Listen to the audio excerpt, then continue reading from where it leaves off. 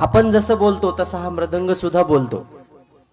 आता मी जे वाजवत होतो, महाराज गात होते, भरत महाराज, आमचे गणेश महाराज, सर्वच माझी प्रिय मंडळी आहेत, सर्वच गात होते असताना मी जे वाजवत होतो ते त्यांच्या बोलाप्रमाणेच वाजवत होतो.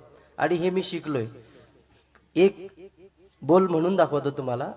म्हणजे त्या बोलामध्ये 12 ज्योतिर्लिंगाची स्तुती आहे. म्हणजे 12 जी ज्योतिर्लिंग आहेत आपल्या भारतातले, या 12ही ज्योतिर्लिंगाची त्या बोलामध्ये स्तुती आहे.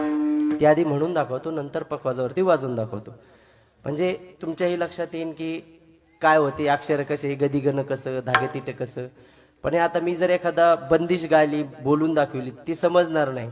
पण ही स्तुती गायल्याच्या नंतर तशी वाजवून दाखवल्यानंतर समजेल. हे बघा.